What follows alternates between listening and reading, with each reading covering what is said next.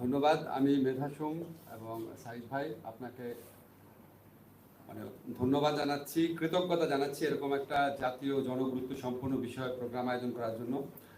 আমি আইনের শিক্ষক হিসাবে বা পলিটিক্যাল অ্যানালিস্ট হিসাবে জীবনে বোধহয় হাজার খানেক সেমিনারে গেছি, মেধা সম্পদ নিয়ে প্রথম একটা সেমিনারে আসলাম, এটা আমার কাছে খুব বিশ্বাসকর লাগছে। যাই হোক, মেধা সম্পদ নিয়ে না আমাদের কিছু প্রাইমারি বোঝাপড়াতেই কিছুটা অসম্পূর্ণতা রয়েছে। যেমন আমাদের উনি বললেন যে যখন টাঙ্গাইল শাড়ি একটা জাতীয় আবেগের ব্যাপার হয়ে দাঁড়ালো, আবেগের ব্যাপারই এটা, এবং আমরা খুবই আবেগান্বিত যাক। এটা হওয়ার পর আমরা প্রথম জিআই পণ্য নিবন্ধন ইন্টেলেকচুয়াল প্রপার্টি এটা বলা শুরু করলাম এবং সরকার পদক্ষেপ নিল, এগুলি আমরা সবাই জানি। কিন্তু আমাদের ভবিষ্যৎ কিন্তু শুধু জিআই পণ্যের মধ্যে না। আমাদের উনি আগের বক্তা রৌফ সাহেব বললেন যে আমাদের ভবিষ্যৎ হচ্ছে অন্যান্য ইন্টেলেকচুয়াল প্রপার্টি রক্ষা করার ক্ষেত্রে, ইনোভেশনের ক্ষেত্রে, পেটেন্ট করার ক্ষেত্রে, ডিজাইন করার ক্ষেত্রে, ইন্ডাস্ট্রিয়াল ডিজাইন, এগুলো লক্ষ্য রাখতে হবে। আমি একটু মোটা দাগে বলি, আমরা মেধা সম্পদকে প্রধানত দুই ভাগে ভাগ করি। একটা হচ্ছে কালচারাল বা এস্থেটিক যে প্রপার্টিগুলো আছে, যেটা আমরা কপিরাইটের মাধ্যমে প্রোটেকশন দিই। আর হচ্ছে ইন্ডাস্ট্রিয়াল প্রপার্টি যেগুলি আছে, সেটাকে আমরা প্রোটেকশন দেই হচ্ছে পেটেন্টের মাধ্যমে, ডিজাইনের মাধ্যমে, ট্রেডমার্কের মাধ্যমে, জিআই এর মাধ্যমে। এখন এই মেধা সম্পদগুলোর গুরুত্ব কি, এটা নিয়েই আমাদের বোঝাপড়ার ক্ষেত্রে আমার নিজেরও প্রচন্ড ঘাটতি রয়েছে। যেমন আমরা সবাই জানি, আচ্ছা মেধা সম্পদ যদি আমরা প্রোটেক্ট করি তাহলে উদ্ভাবনকে স্বীকৃতি দেওয়া হয়, উদ্ভাবন নির্ভর অর্থনীতি গড়ে উঠে, শিল্প গড়ে উঠে, ব্যাপক কর্মসংস্থান হয়। কিন্তু এটার সাথে কিন্তু বৈদেশিক বাণিজ্য এবং ফরেন ইনভেস্টমেন্টের বিরাট সম্পর্ক রয়েছে। আপনার যদি ইন্টেলেকচুয়াল প্রপার্টি রাইট প্রোটেক্টেড থাকে, শুধুমাত্র তখন আপনার foreign investment, direct foreign investment ব্যাপক পরিমাণে বৃদ্ধি পায়, কারণ তারা একটা ট্রান্সপারেন্ট লিগাল জায়গাতে, লিগাল ফ্রেমওয়ার্কের মধ্যেও কাজ করতে পছন্দ করে। আর এটা হচ্ছে যখন আপনি ইন্টেলেকচুয়াল প্রপার্টিকে প্রোটেকশন দেওয়া শুরু করবেন, আপনার পেটেন্টেড জিনিস থাকবে, আপনার জিআই পণ্য নিবন্ধন থাকবে, তখন বৈদেশিক বাজারে রপ্তানির ক্ষেত্রেও বিরাট সুবিধা পাওয়া যায়। ফলে এই জন্য আপনি খেয়াল করে দেখবেন, পৃথিবীতে আমরা নানান ধরনের রাষ্ট্রের সম্পদের কথা বলি, মেধা সম্পদের কথা বলি, প্রাকৃতিক সম্পদের কথা বলি, মানব সম্পদের কথা বলি।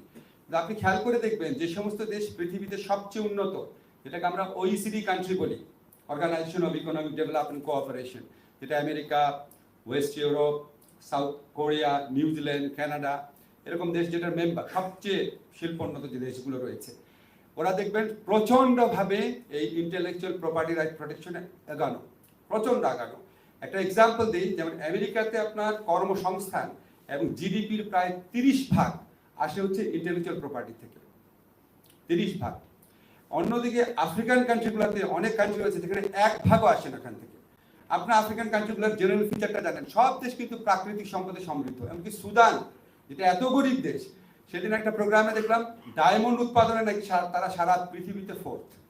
আপনারা জানেন পৃথিবীতে সবচেয়ে দুষ্প্রাপ্য যে খনিজ পদার্থগুলো রয়েছে, সোনা বলেন, ডায়মন্ড বলেন, তারপর আপনার পেট্রোল বলেন, সবই ম্যাক্সিমাম হচ্ছে আফ্রিকান কান্ট্রিগুলোতে। তো ওদের কি নাই? ওদের নাই হচ্ছে মেধা সম্পদ নাই এবং সুশাসন নাই। অবশ্যই সুশাসন নাই, সুশাসন অনেক বড় ব্যাপার, আর মেধা সম্পদটা নাই। এটা কাজে লাগানোর মতো ক্যাপাবিলিটিসটা নাই, মেধাটা নাই, এটা প্রোটেকশনটা নাই, প্রোটেকশন রেজিমটা নাই। যে কারণে একটা জেনারেল ফিচার দেখবেন, যে সমস্ত দেশ অর্থনৈতিক ক্ষেত্রে পিছিয়ে আছে, স্বল্পোন্নত যে সমস্ত কান্ট্রি আছে, এখন বোধহয় 53টা কান্ট্রি আছে, দেখবেন ম্যাক্সিমাম হচ্ছে এই সমস্ত আইনি কাঠামো প্রচন্ড দুর্বল এবং তাদের জাতীয় অর্থনীতিতে মেধা সম্পদের কন্ট্রিবিউশন বলতে কিছুই নাই। প্রাকৃতিক সম্পদ, মানব সম্পদ, আমাদের ক্ষেত্রে দেখেন আমরা কৃষি, আমাদের গার্মেন্ট সেক্টর তার মানব সম্পদ, এটা তো মেধা সম্পদ না। তারপর আমাদের যে ফরেন রেমিটেন্স, এটা মানব সম্পদ। আমাদের এগ্রিকালচার বা ক্ষুদ্র যে উদ্যোক্তারা আছে, এখানে আপনি মেধা সম্পদ বলতে খুব কম জিনিসই পাবেন। তো এরকম একটা পরিস্থিতিতে আমরা, আপনারা জানেন যে আমরা ট্রিপস কমপ্লায়েন্ট কান্ট্রিতে পরিণত হব, 2026 হওয়ার কথা। এখন হয়তো 3 বছরের একটা এক্সট্রা প্রিভিলেজ পাওয়া যাবে, আমরা একটা ট্যাক্স ফ্রি, ডিউটি ফ্রি রেজিমে যেতে হয়তো 2029 সন পর্যন্ত আমাদেরকে কনসিডার করা হতে পারে। তারপর যখন আমরা প্রচন্ডভাবে ট্রিপস কমপ্লায়েন্ট কান্ট্রি হতে হবে আমাদের, তখন কিন্তু এই যে আমাদের রৌফ সাহেব বললো, আমরা ইচ্ছা মতো কিন্তু ওষুধ বানাতে পারবো না। আমরা যে কোনো ওষুধ বিদেশি একটা জেনেরিক জিনিসটাকে আমরা বানিয়ে ফেললাম, এটা কেউ ধরলো না, ট্রিপসের অব্লিগেশন এখানে ইম্পোজ করলো না, এই জিনিসগুলো কিন্তু হবে না। বাইরে রপ্তানি তো দূরের কথা, দেশীয় পণ্য ক্ষেত্রে আমরা এটা ব্যবহার করতে পারবো না। তো এই সমস্ত পরিস্থিতি বিবেচনা করে আমাদেরকে প্রচন্ডভাবে এই ইন্টেলেকচুয়াল প্রপার্টিকে প্রোটেক্ট করা, এটাকে এনকারেজ করার দিকে লক্ষ্য রাখতে হবে।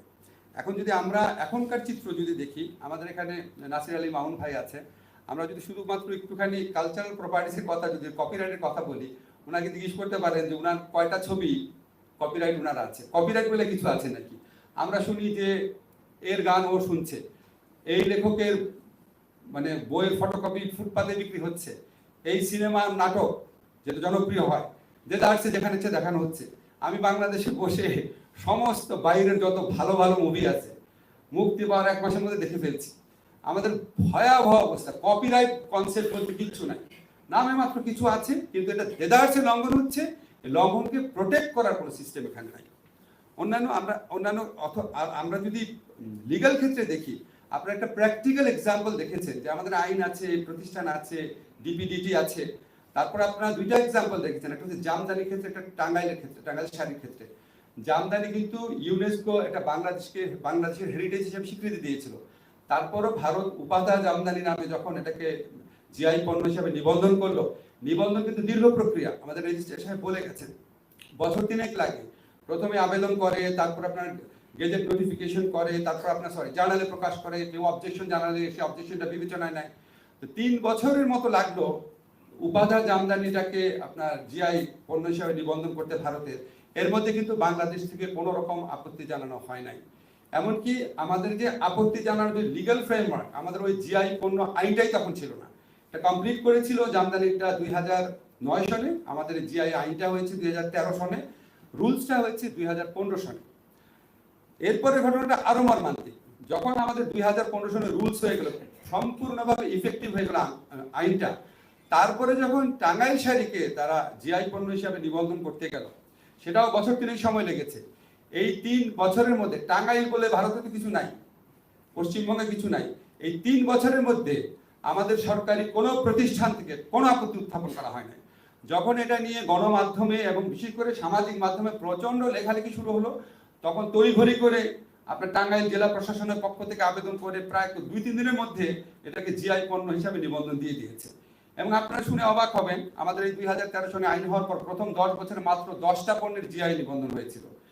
তারপরে তড়িঘড়ি করে যখন ভারত এগুলি শুরু করেছে, এটা একটা ভালো দিকও আছে, তড়িঘড়ি করে 2023 সনে প্রথম 10 বছর 10টা, 2023 সনে 11টা, আর এই বছর অলরেডি 10টা গেজেট নোটিফিকেশন হয়েছে। এখন এই যে তড়িঘড়ি করে করছে, আমরা খুব উৎসাহী বোধ করছি যে আচ্ছা ঠিক আছে, ডিপিডিটি বা department of patent, design and trademark, copyright office এর মধ্যে খুব উদ্যোগী হয়েছে। কিন্তু আপনারা এই বিষয়ে যাদের লিগ্যাল এক্সপার্টিজ আছে, আমার নাই, যাদের এক্সপার্টিজ আছে তাদের লেখাটাকে আমি পড়ে দেখেছি, এখানেও মারাত্মক গন্ডগোল আছে। খুব তাড়াহুড়া করে করতে গিয়ে যখন আপনি জিআই পণ্য নিবন্ধন করবেন, তখন 3টা জিনিস সুনির্দিষ্ট হয়ে করতে হয়। একটা হচ্ছে পণ্য সুনির্দিষ্টকরণ করতে হয়, উৎপাদক বা সম্প্রদায়, কোন সম্প্রদায়টা করছে সেটা সুনির্দিষ্টকরণ করতে হয়, আর ভৌগোলিক অবস্থানকে সুনির্দিষ্ট করতে হয়। আমরা যে প্রক্রিয়া করছি, এখানে সম্প্রদায় বা কারা উৎপন্ন করবে বা ভৌগোলিক অবস্থানটা সুনির্দিষ্ট করা হচ্ছে না, শুধু পণ্যটা সুনির্দিষ্ট করা হচ্ছে। সবচেয়ে বড় যে প্রবলেম, আমরা কোনো ব্র্যান্ডিং করছি না। ধরেন আপনি একটা জিআই পণ্য নিবন্ধন করে ফেললেন, আমি একটা রিপোর্টে পড়লাম, প্রথম আলোর রিপোর্ট ছিল, যে ওই যে আপনার আকবরিয়া হোটেল আছে না বগুড়ার দই, তারা বলছে যে আমরা বিদেশ থেকে অর্ডার পাচ্ছি, কিন্তু আমাদের এই পণ্যটা এটা এত অল্প দিন থাকে, অল্প দিনে নষ্ট হয়ে যায়। তো আমাকে যদি সাস্টেইনেবল ওয়েতে দীর্ঘদিন যাবত এটা রপ্তানি করতে হয়, দীর্ঘদিন স্টোরেজ করে রাখতে হয়, তাহলে আমাকে একটা পণ্যের মান মানে গুণগত মান উন্নয়ন করতে হবে। এই টেকনোলজি আমার কাছে নাই এবং আমি কোনো সরকারি সাহায্য পাচ্ছি না। আরো কিছু জিআই পণ্য যারা নিবন্ধন হয়েছে তারা বলছে যে আমরা পণ্য নিবন্ধন হয়েছে, কিন্তু এটা কি সুবিধা এখনো বুঝলাম না। তো এই ব্র্যান্ডিং এর দায়িত্বটা তো সরকারের। এই পণ্যটা এনভায়রনমেন্টালি কমপ্লায়েন্ট একটা ওয়েতে তৈরি হচ্ছে, এখানে এনভায়রনমেন্টাল আপনার ম্যানেজমেন্ট সিস্টেম আছে, এখানে শ্রমিক অধিকার লঙ্ঘিত হচ্ছে না, সঠিকভাবে উৎপন্ন হচ্ছে, এখানে ইনগ্রিডিয়েন্ট যেগুলি আছে সেগুলি কোনোটাই ক্ষতিকর না। এই সমস্ত জিনিস ব্র্যান্ডিং এর মধ্যে দিয়ে করতে হবে। এখানে আইন বিশেষজ্ঞরা বলছে হলমার্ক থাকতে হবে, অনেক সাজেশন আছে, এখানে এগুলি করা হয় নাই। কাজে আমরা আইন দেখছি, প্রতিষ্ঠান দেখছি, কিন্তু প্রায়োগিক ক্ষেত্রে আমরা এখনো অনেক পিছিয়ে রয়েছি। আর পেটেন্টের ক্ষেত্রে তো ভয়াবহ অবস্থা। আমার একটা বিপুল আগ্রহ ছিল, এই যে আমাদের ফার্মাসিউটিক্যাল ইন্ডাস্ট্রি দাঁড়িয়ে আছে, এরা হচ্ছে নকল ওষুধ, এই ট্রিপসের আপনার অব্লিগেশন তাদের উপর এখনো স্ট্রিনজেন্ট অব্লিগেশন প্রয়োগ হয়নি দেখে এই ট্রিপসের যে ওয়েভারটা আছে, ওয়েভারের সুযোগে তারা বিভিন্ন পৃথিবীর দেশের বিভিন্ন ওষুধ বানাচ্ছে, যেটা ভারতে ওষুধের দাম হচ্ছে 500 টাকা, সেটা আমি 10 টাকা এখানে কিনতে পারছি। বিরাট ইন্ডাস্ট্রি আমি দেখছি, আমরা খুব উৎসাহিত হচ্ছি। কিন্তু ইনোভেশনের জন্য তাদের কোনো ফান্ড নাই, তাদের কোনো উদ্যোগ নাই। 2026 বা 29-এর পর এই সমস্ত সুবিধা আমি পাবো না। তখন আইদার আমাকে ট্রিপস কমপ্লায়েন্ট ওয়েতে ওষুধটা বানাতে হবে, তখন 10 টাকার ওষুধের দাম 300 টাকা হবে, অথবা আমাকে নতুনভাবে ইনোভেট করে নতুন ওষুধ বানাতে হবে। এই ইনোভেশনের ধারে কাছে নাই। আমাদের রবি সাহেব বলেছে, ওনারা বলেছে যে যদি সেরকম অব্লিগেশন, ট্রিপসের অব্লিগেশন তাকে মানতে হয়, সে আর নকল ওষুধ বানাতে পারবে না, তাকে নিজের ওষুধ বানাতে হবে। অথবা যদি ওষুধ বানাতে হয় ওই কোম্পানির সাথে পারমিশন নিয়ে তাকে রয়্যালটি দিয়ে বানাতে হবে, ওষুধের উৎপাদন মূল্য অনেক বেড়ে যাবে। তখন উনি বললো যে তারা নাকি অন্য বিজনেসে সরে যাবে। আমার তো মনে হয় অন্য বিজনেসে না, অন্য দেশে চলে যাবে। এই দেশে থাকারও তাদের দরকার নেই, আর এই দেশে আর কোনো বিজনেস করারও দরকার নেই। তারা যে অকথ্য বড়লোক হয়েছে এইভাবে টাকা পয়সা বানিয়ে। তো পেটেন্টের ক্ষেত্রে ভয়াবহ অবস্থা আমাদের, ভয়াবহ অবস্থা। কিছু গল্প পরে বলবো। তো এই সমস্ত জিনিস অবশ্যই আমাদেরকে অ্যাড্রেস করতে হবে। আপনারা খেয়াল করে দেখবেন আমাদের যে আইনগুলো হয়েছে, ম্যাক্সিমাম আইনের অ্যামেন্ডমেন্ট, মানে ট্রিপসের সাথে সামঞ্জস্যপূর্ণভাবে অ্যামেন্ডমেন্ট অথবা আইন তৈরি করা, সবচেয়ে বড় বড় 3টা আইন হয়েছে 2023 সালে। আইতার আইনটা হয়েছে অথবা সংশোধন হয়েছে। আমি একটু নামগুলো বলে দিই। যেমন আপনার পেটেন্ট আইন যেটা, কপিরাইট আইন যেটা, ইন্ডাস্ট্রিয়াল ডিজাইন আইনটা শুধু নতুন হয়েছে 2023 সালে। আর পেটেন্ট আইন, কপিরাইট আইন তারা নিজেরাই বলেছে সংশোধন করেছে। সংশোধন করা অন্যায় না, কিন্তু আপনি খেয়াল করে দেখেন আমরা ট্রিপসের স্টেট পার্টি হচ্ছে 1995-এ, আর আমরা সংশোধন করে এখনো কিন্তু আইনগুলো নিয়ে সমালোচনা আছে। আমরা সংশোধিত আইনগুলো করেছি 2023 সালে। আইনটা প্রণয়ন করতেই আমাদের 28 বছর লেগে গেল। তারপর জিআই যে পণ্য আইনটা সেটা করছি 2013 সালে, 18 বছর লেগে গেল। আর প্রতিষ্ঠানের ক্ষেত্রে কি অবস্থা সেটা আপনার ডিটি বা কপিরাইট অফিসে, এটা যতগুলো আমি এই সেমিনারে আসার জন্য ওদের উপর যতগুলো, আপনাদের ওয়েবসাইটে গেলে বুঝতে পারবেন।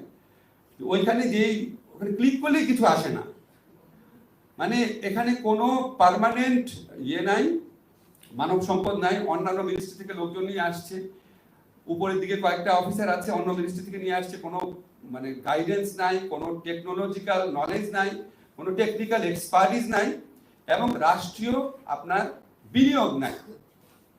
খুবই খারাপ, একদম প্রিমিটিভ একটা অবস্থায় রয়েছে। এখন আপনারা অনেকে বলছে জিআই পণ্যের উপর যেহেতু অনেক বেশি ইমোশনাল হয়ে গেছে, আমাদের আলাদা একটা জিআই ইউনিট করা দরকার। কিন্তু আপনি ইউনিট করলে তো লাভ নাই। আপনার ইউনিট করার পর ইউনিটটাকে তো আপনার অত্যন্ত এফিশিয়েন্ট করতে হবে।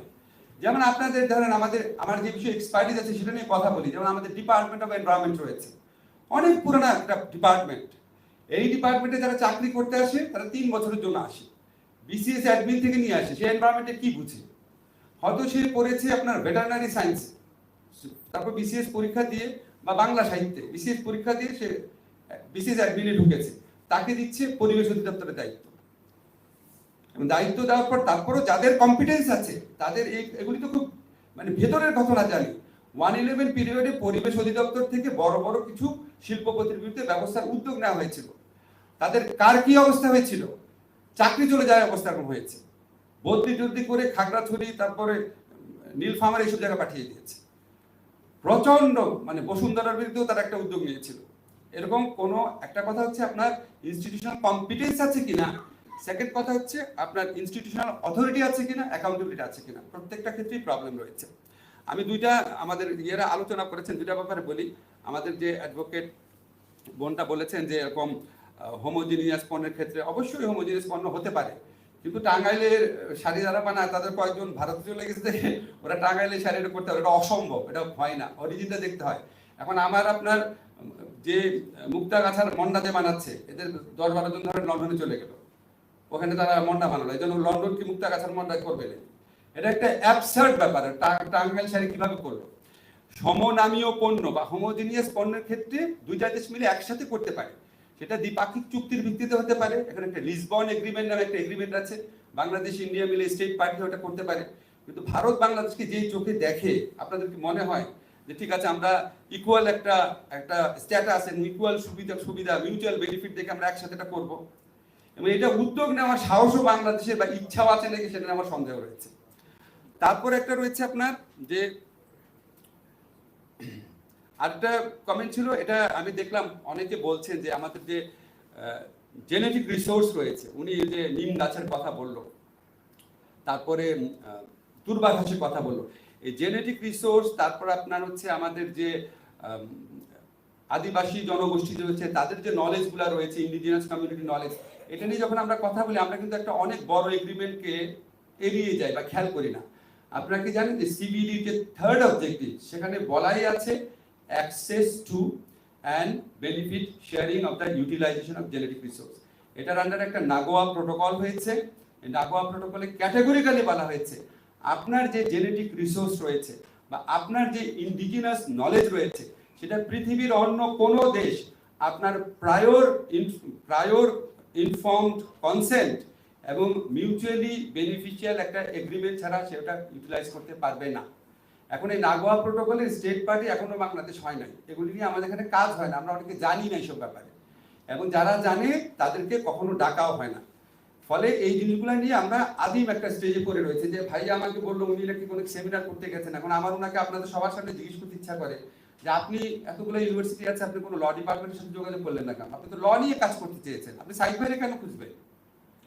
মানে বললাম আর কি একটা ঘটনা বলি, এক্সারসাইজ আপনাকে একটু ডিস্টার্ব। জি জি জি, আপনি ল নিয়ে কথা বলছেন। সেটাই ল নিয়ে কথা বলছেন। আচ্ছা আমি বলিনি, আপনি ভালো কথা। আচ্ছা তো না, আমার কথা হচ্ছে আপনি সাইড বাইকে তো অবশ্যই খুঁজবেন, সাইড বাইক, কিন্তু আপনি ঢাকা ইউনিভার্সিটি ল ডিপার্টমেন্টে, আমার কিন্তু ইন্টেলেকচুয়াল প্রপার্টির উপর কোনো এক্সপার্টিস নাই। ইন্টেলেকচুয়াল প্রপার্টিজের উপর পিএইচডি করেছেন এবং ভালো এক্সপার্টিস আছে, এবং 4 জন শিক্ষক রয়েছে। তৌহিদুল ইসলামের বিভিন্ন লেখা তো আপনারা পড়েছেন, রুমানাকে নিয়ে গেছে আপনার ওই যে সিকিউরিটি অ্যান্ড এক্সচেঞ্জ কমিশনে, আরো 2-3 জন রয়েছে, তারা ভালো ভালো জায়গা থেকে পিএইচডি করে এসেছে। আপনারা তাদেরকে ডাকেন, আপনার ইউনিভার্সিটিগুলোতে যতই আপনারা সমালোচনা করেন, আপনি এক্সপার্ট নলেজ যদি চান আপনি পাবেন। আপনি Dhaka university, Chittagong university, Rajshahi university কিছু না কিছু লোক পাবেন, অনেক ভালো ভালো রিসার্চার আছে, তাদেরকে কেউ কখনো ডাকে না। আরে অন্য কারো কথা কি বলবো, আমি ইন্টারন্যাশনাল রিভার লতে পিএইচডি করে আসছি, আমাদের ইলেকশন কমিশন কিভাবে গঠিত হবে, সংবিধান সংশোধন হবে নাকি, এটা নিয়ে গভর্নমেন্ট ডাকে, কিন্তু আন্তঃনদীর কোনো ফোরামে আজ পর্যন্ত গভর্নমেন্ট আমাকে ডাকে না। আশ্চর্য দেশ একটা। তো আপনি ইউনিভার্সিটিগুলোতে খবর নিয়ে পাবেন এগুলি। আর লাস্ট একটা কথা বলি, 2টা গল্প বলে শেষ করি, তাহলে আমাদের কনফিডেন্স বুঝতে পারবেন। আমাদের এখানে একটা খুব ইম্পর্টেন্ট ডেভেলপমেন্ট পার্টনার অফিসে একজন আপনার ইন্টেলেকচুয়াল প্রপার্টি বিশেষজ্ঞ আসছেন, ওনার সাথে এমনি একটা কথা হচ্ছিল, বলে যে ভাই আমি তোমাদের, আপনি সত্যি কিনা আমাকে একটু বলেন তো, বলে আমি আপনাদের ডিপিডিটি অফিস আছে না, department of patent design and trademark, বলে আমি আপনাদের সেই অফিসে গেছি, যাওয়ার পরে দেখি ওই অফিসে খুব বড় একটা ঘড়ি, দেয়াল ঘড়ি, সেই ঘড়িটা হচ্ছে সিটিজেন না সেন, বলে ওই ঘড়ি তো নকল, ওইটাই তো পেটেন্ট আইনের লঙ্ঘন। সেই অফিসে ওই খুব বড় ঘড়ি চলতেছে, ছবি তুলে নিয়ে আসছে, আপনি চেক করেন। আচ্ছা, সেকেন্ড গল্প হচ্ছে, এটা আপনি চেক করেন, ডিপিডিটির ওয়েব পেজে গেলাম, খুব খুঁজলাম, ওইখানে দেখা গেল যে মেধা সম্পদ সুরক্ষা সম্মাননা দেওয়া হয়েছে, তিনটা মেধা সম্পদকে সুরক্ষা সম্মাননা দেওয়া হয়েছে। পরে শোনাই, হ্যাঁ কি কি।